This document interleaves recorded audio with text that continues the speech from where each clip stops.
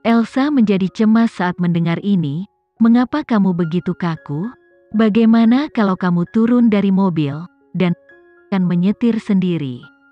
Pengawal itu kehilangan kata-kata. Melihat pengawal itu tetap diam, Elsa bertanya, "Apakah kamu baik-baik saja?" Setelah lama terdiam, pengawal itu berkata, "Maaf, Nona Elsa." Elsa merasa dia gila. Pria yang dikirim Gavin bukanlah seorang pengawal. Mengapa begitu sulit untuk berkomunikasi dengannya? Tidak apa-apa, biarkan aku meneleponnya sekarang. Setelah mengatakan itu, Elsa mengeluarkan ponselnya dan menelepon Gavin. Gavin telah mengacaukan banyak pekerjaan beberapa hari terakhir ini. Karena dia tidak dapat menemukan waktu untuk meninggalkan mejanya, dia meminta pengawalnya untuk menjemput Elsa. Saat dia sedang membolak-balik beberapa file, ponselnya di sebelah laptopnya tiba-tiba berdengung. Dia secara naluriah melihat ke bawah. Matanya yang tak berdasar bersinar seperti kristal saat dia melihat bahwa itu adalah Elsa. Dia mengira pengawalnya telah membawa Elsa kembali ke villa. Itu sebabnya dia menelepon untuk menanyakan kapan dia kembali. Begitu Gavin menjawab panggilan itu dengan gembira, suara kasar Elsa terdengar dari ujung sana. "Aku sudah membuat rencana dengan Erlina malam ini, Gavin. Saya tidak bisa pergi ke villa." Wajahnya langsung menjadi gelap seperti batu bara. "Mengapa kau bergaul dengannya lagi?" Gavin tiba-tiba ingin Elsa mengakhiri persahabatannya dengan Erlina. Elsa berkata dengan suara rendah, "Saya menurunkannya menjadi petugas anti prostitusi. Aku harus menghiburnya, kan?"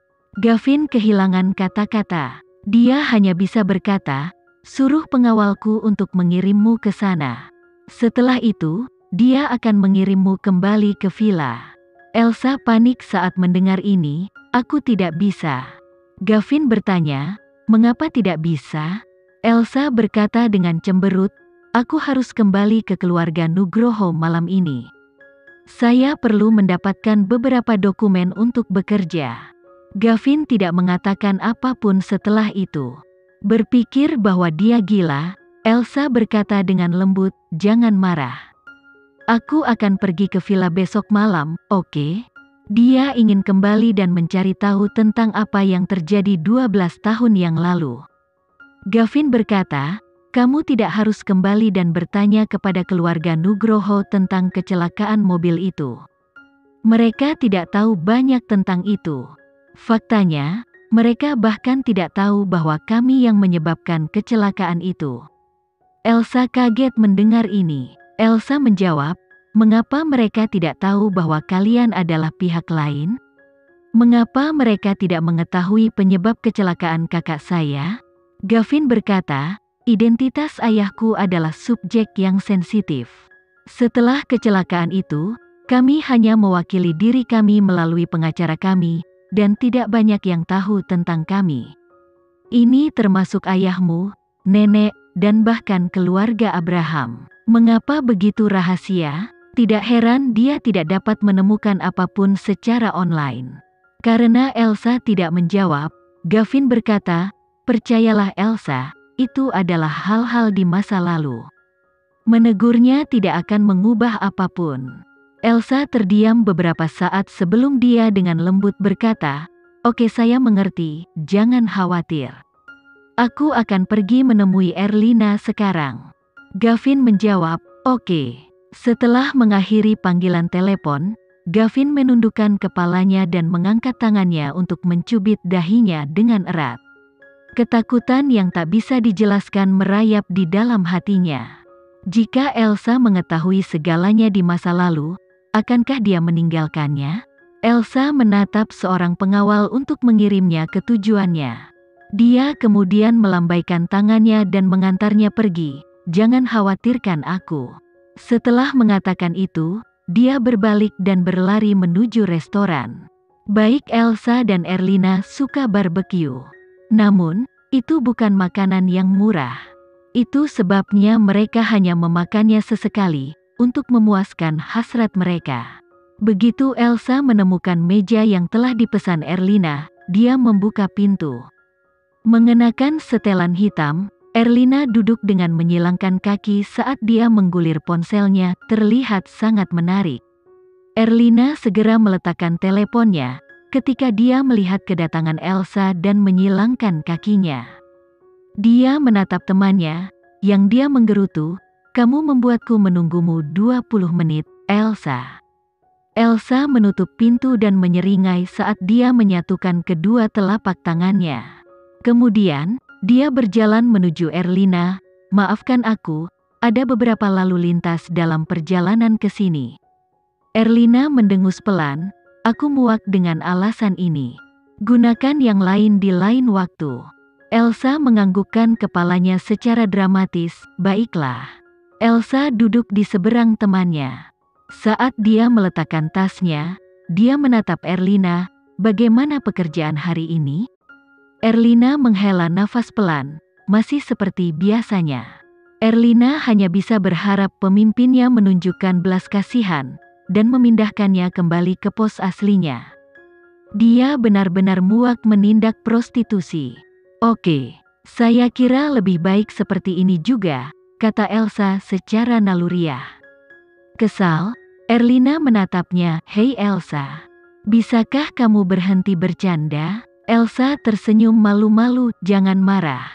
Jujur saya pikir itu pekerjaan yang bagus.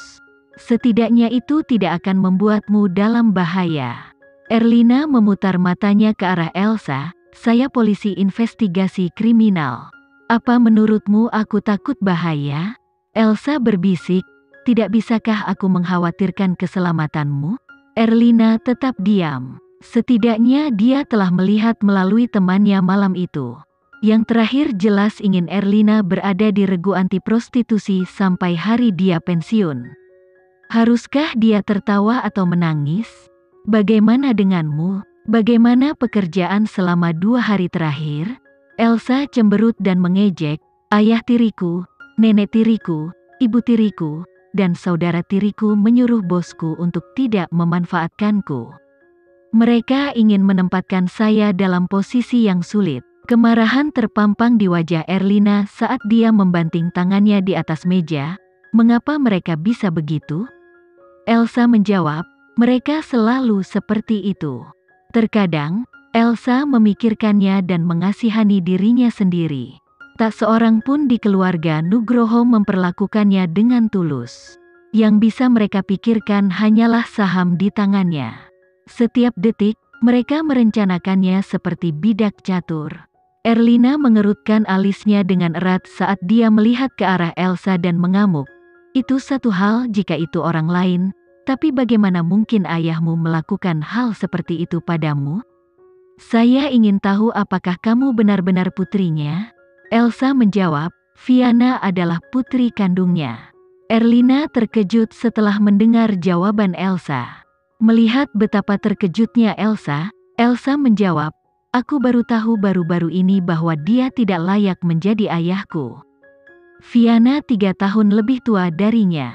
Ini menunjukkan bahwa Harry telah menipu ibu Elsa sejak lama.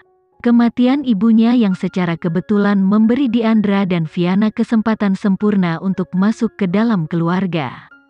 Erlina menggelengkan kepalanya dengan tak percaya.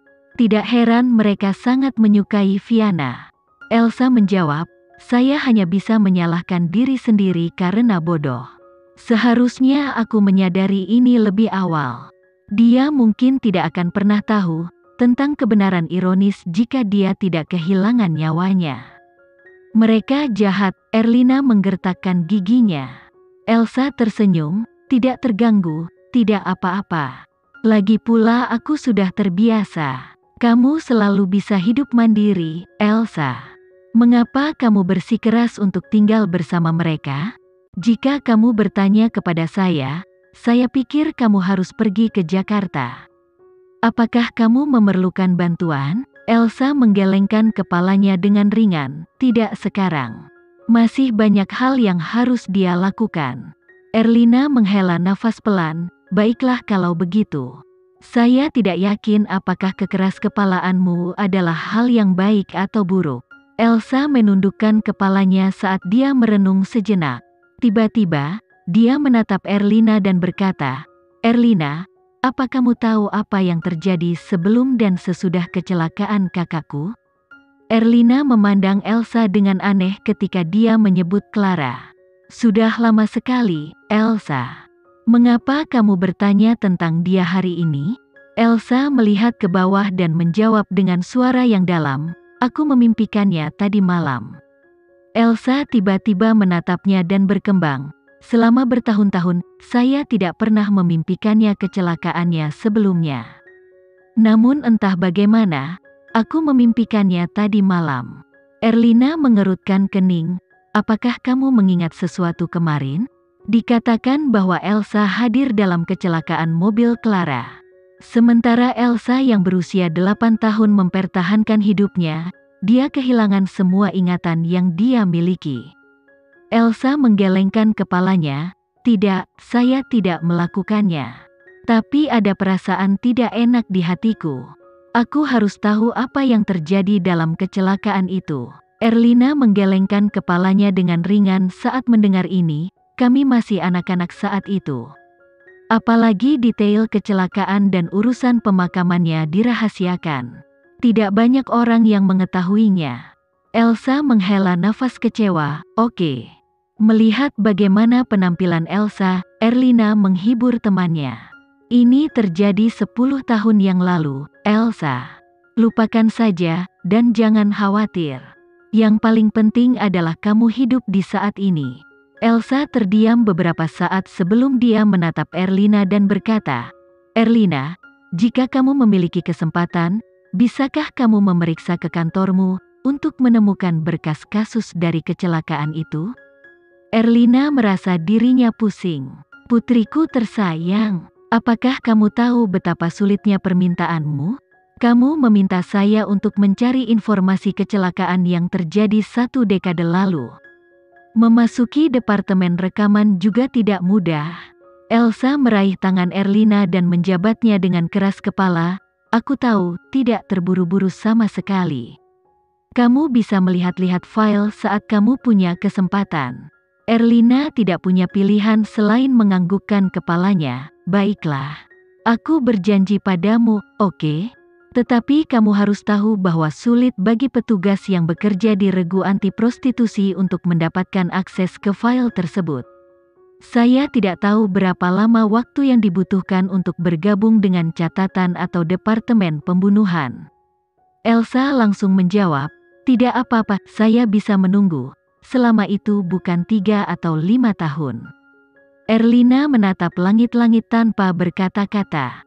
Dia akan menjadi gila jika dia harus bertahan di pasukan ini selama itu. Di tengah percakapan mereka, terdengar ketukan dari pintu, dan pelayan masuk dengan nampan. Suasana hati Elsa sedikit terangkat saat melihat ini. Memang benar makanan bisa menghibur seseorang.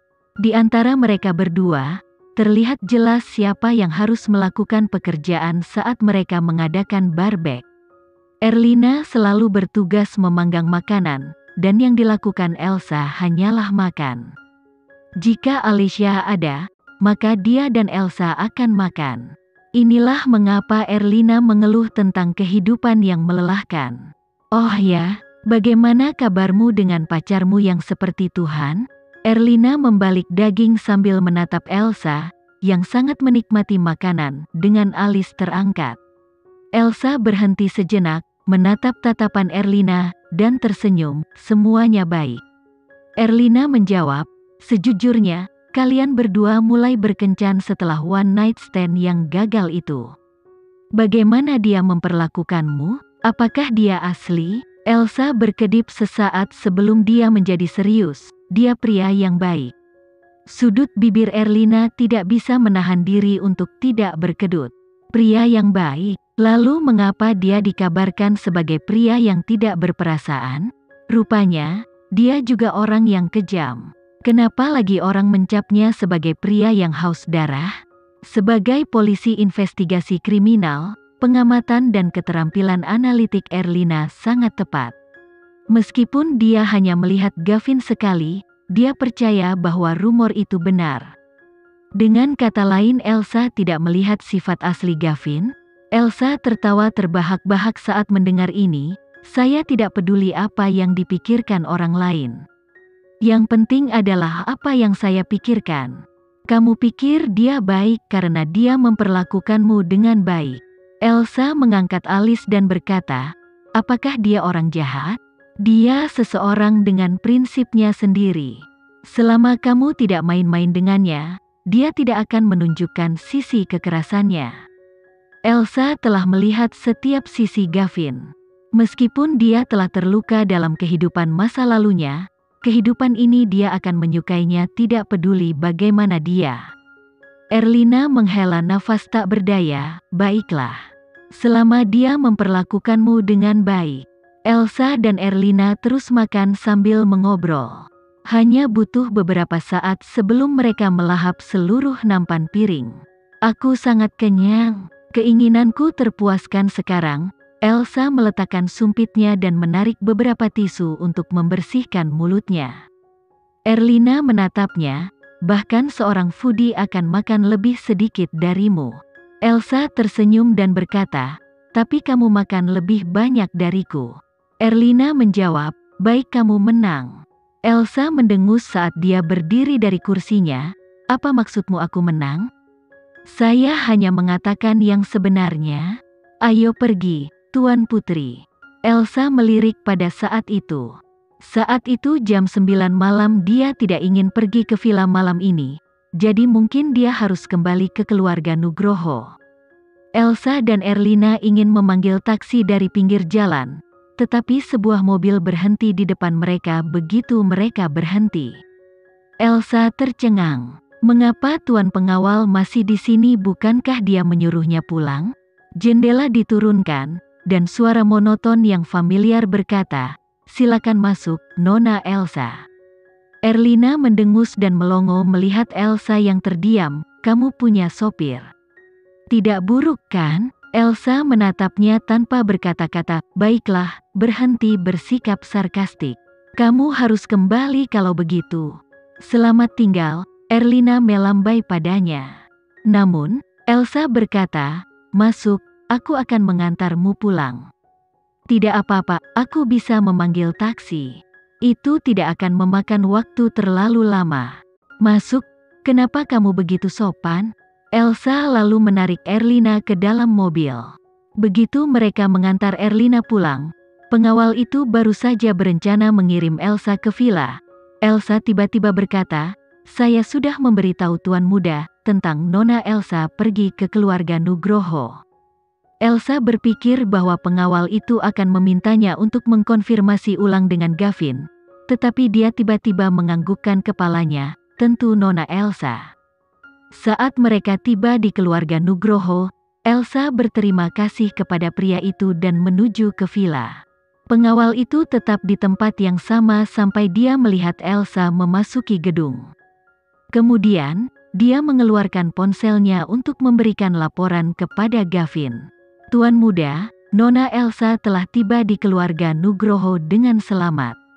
Gavin, yang sudah kembali ke villa, berhenti sejenak. Dia memberikan pengakuan samar sebelum dia menutup telepon. Gavin berdiri di samping jendela dengan sikap dingin dan terkendali. Dia mengerutkan alisnya saat dia menyalakan sebatang rokok di antara jari-jarinya. Mengangkat kepalanya, dia melihat ke langit yang gelap saat senyum Elsa memenuhi pikirannya. Di sisi lain, Elsa baru saja berjalan melewati pintu saat dia mendengar suara Fiana. Kami sudah lama berteman dengan keluarga Bimantara, ayah, nenek. Kita harus membantu mereka keluar dari krisis keuangan yang tiba-tiba ini. Kamu tahu tentang kondisi perusahaan, Fiana.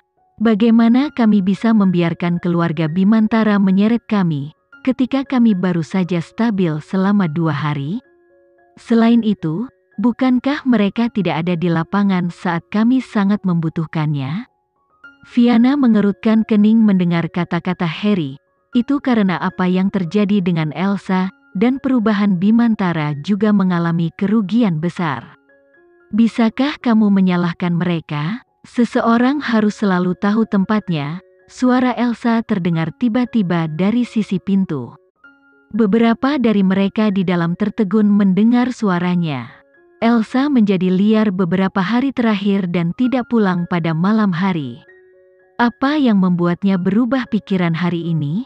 Elsa membawa aura nakal padanya saat dia masuk dan menatap Fiana, yang dia ejek, "Kaulah yang berselingkuh dengan Daniel." "Fiana, itulah yang membuat saham perusahaan Bimantara anjlok. Apakah kamu tidak malu menyalahkan orang lain? Aku benar-benar ingin menggosok wajahmu dengan spons kawat untuk melihat terbuat dari apa. Mengapa kamu begitu tak tahu malu?" Fiana marah saat mendengar ini.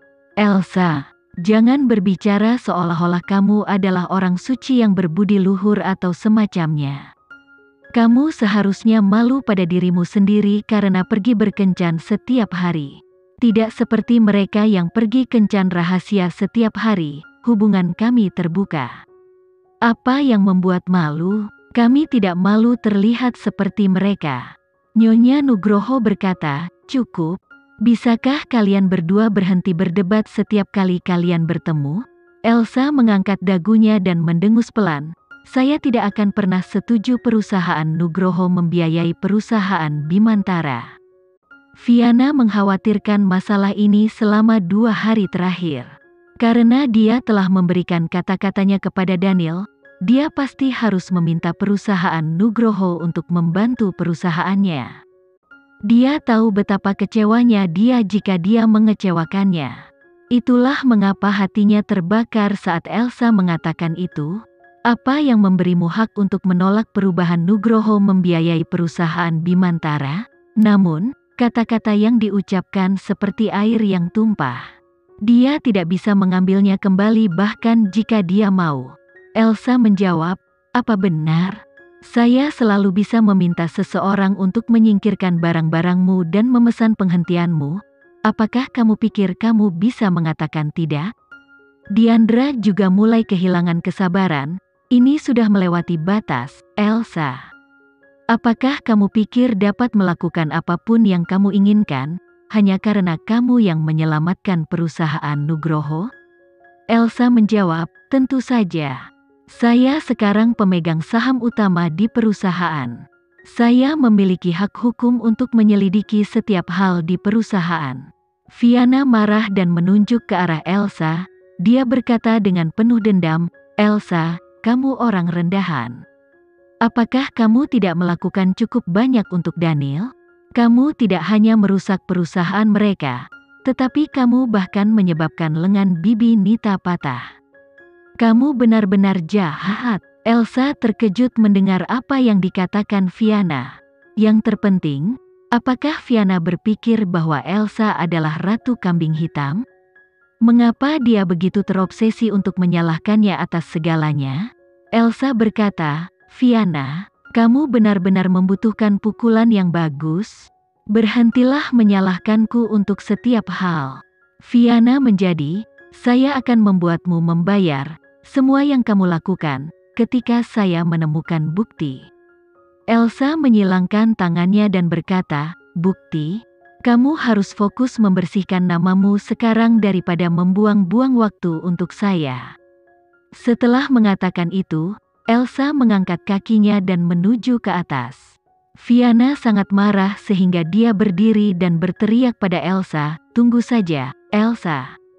Aku akan mendorongnya ke wajahmu suatu hari nanti." Nyonya Tua Nugroho mengerutkan wajahnya dan berkata, "Seseorang telah mendapatkannya kembali sekarang. Karena kamu tidak bisa memenangkannya, mengapa kamu tidak membiarkan semuanya terjadi dan bersembunyi untuk jangka waktu tertentu?" Argumen panas membuat kepala Nyonya Tua Nugroho sakit. Sejak Nyonya Tua berbicara, Fiana secara alami tidak berani menentang kata-katanya. Yang bisa dia lakukan hanyalah menekan amarah di hatinya saat dia menatap Nyonya Tua dan memohon dengan lembut, "Daniel dan aku resmi, Nenek. Tidak bisakah kamu membantu perusahaan Bimantara? Itulah satu-satunya cara bagi mereka untuk lebih menghargai saya." Nyonya Tua kesal, "Kamu baru saja mendengar apa yang dia katakan."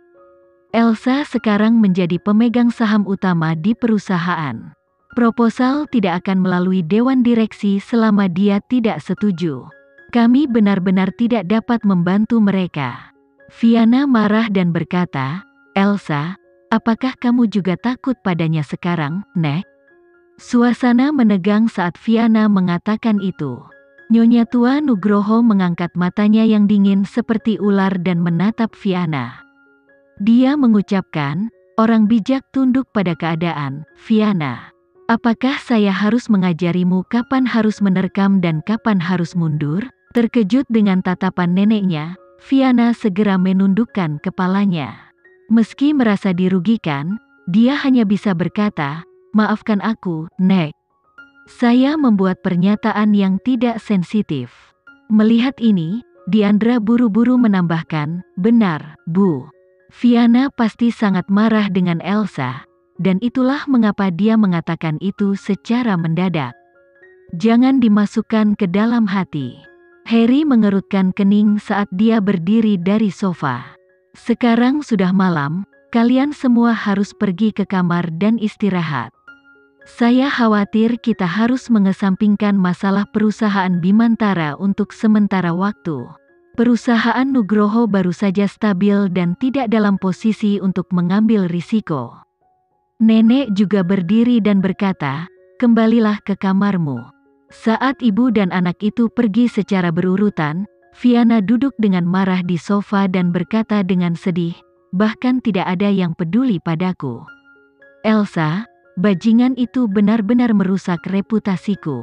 Jika saya tidak dapat membantu perusahaan Bimantara kali ini, Daniel tidak akan memperlakukan saya sebaik dia sekarang. Daniel telah memperlakukan Fiana dengan sangat baik selama 2 hari terakhir. Namun, itu hanya kata-kata. Karena 2 tulang rusuknya patah, dia tidak bisa bangun dari tempat tidur dan hanya bisa membisikkan kata-kata manisnya. Diandra mengernyitkan dahinya saat mendengar ini. Sabar dulu Fiana, ayahmu juga tidak menolakmu. Saya pikir itu karena perusahaan Nugroho baru saja bangkit kembali. Akan sangat berisiko jika kita mentransfer uang keluar saat ini. Tunggu beberapa hari dan lihat. Mungkin harga saham perusahaan Bimantara akan naik lagi dan menjadi yang terbaik. Fiana sangat kesal. Dia berdiri dari sofa dan berkata dengan muram, aku akan kembali ke kamarku. Melihat ini, Diandra melotot dan menggertakkan giginya, Elsa itu jalang. Ketika saya memiliki kesempatan, saya akan memberinya pelajaran yang tidak akan pernah dia lupakan. Akan sulit untuk menghilangkan kebenciannya jika dia tidak melakukan apa-apa. Elsa bersandar ke pintu dengan kesal saat dia sampai di kamarnya. Sekarang hubungannya dengan keluarga Nugroho sia-sia, mereka pasti tidak akan memberitahunya apapun. Jika dia bertanya kepada mereka tentang apa yang terjadi tahun itu. Bahkan jika mereka melakukannya, itu mungkin bukan kebenaran. Sepertinya dia harus mengubah rencananya sekarang. Dia berjalan dengan lelah ke sisi meja belajarnya, dan mengambil potret keluarga dia bersama ibu dan saudara perempuannya. Mengangkat jarinya, dia dengan lembut membelai sisi kiri bingkai, pada wanita cantik berambut merah panjang. Orang itu adalah Clara, kakak perempuannya, yang sekarang 70% mirip dengan Elsa. Keesokan paginya, Elsa terbangun kaget saat alarm berbunyi. Dia menyatukan alisnya dengan getir dan menyipitkan matanya saat dia bangun dari tempat tidur. Ini adalah perjuangan seorang pekerja kantoran. Tidak peduli seberapa lelahmu, kamu harus bangun dari tempat tidur ketika waktunya tiba. Setelah mandi, Elsa menuju ke bawah, di mana dia bertemu dengan Fiana dan Diandra. Dia berhenti sejenak dan pura-pura tidak melihat mereka saat dia menuju ke ruang makan.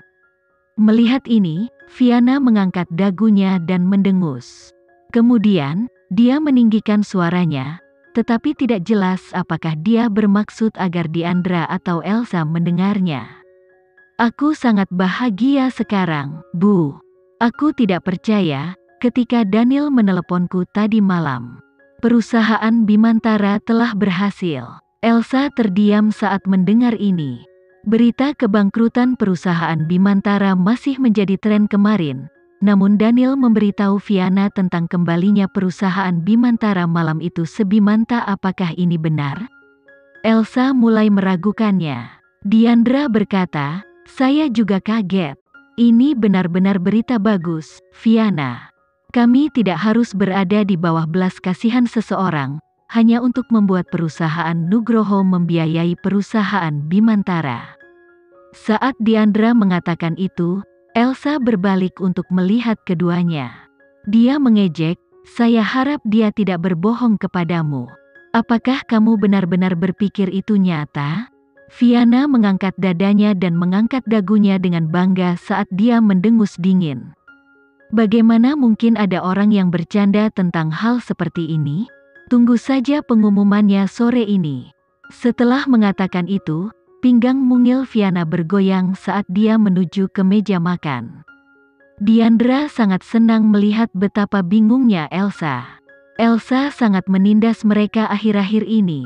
Mereka akhirnya memiliki kesempatan untuk mengembalikannya dengan pukulan hari ini. Wanita itu benar-benar berpikir bahwa dunia akan berhenti tanpa dirinya. Diandra berkata, "Bukankah Daniel menyebutkan tentang pertunanganmu tadi malam, Viana?" Diandra tidak bisa berhenti tersenyum saat dia melangkah maju. Viana berseri-seri, "Ya, dia bilang dia akan mengunjungi kita untuk menawarkan lamaran pernikahan ketika dia sudah sembuh." Elsa mendengus diam-diam. Viana jelas pamer. Dia hanya bajingan. Kenapa dia memamerkan seseorang seperti itu? Saat suara Viana baru saja menghilang, suara nenek terdengar di belakang mereka. "Lamaran pernikahan apa?" Viana menjadi emosional saat melihat neneknya. "Aku tidak berhasil memberitahumu tentang itu tadi malam sejak kamu masuk lebih awal, Nek. Perusahaan Bimantara telah berhasil, dan keuangan mereka stabil sekarang.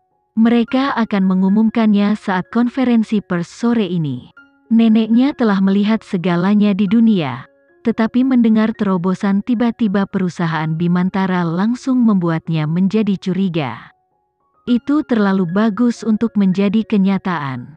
Nenek bertanya, "Apakah ini benar, Viana?" Viana menjawab, "Daniel secara pribadi memberitahu saya tentang ini tadi malam." "Itu pasti benar." Kecurigaan neneknya semakin bertambah ketika dia melihat betapa yakinnya penampilan Viana. Sekian dulu ya video kali ini, kita lanjutkan lagi videonya di lain waktu. Oh iya, bagaimana menurut kalian? Semoga bisa sedikit menghibur kalian semua. Untuk teman-teman yang baru nonton, jangan lupa subscribe ya, hehehe. Dan kalau teman-teman ada yang ingin gabung langganan, bisa langsung gabung saja untuk dapat fitur yang menarik dan sedikit membantu Mimin. Terima kasih banyak sudah menonton, sampai jumpa lagi, bye.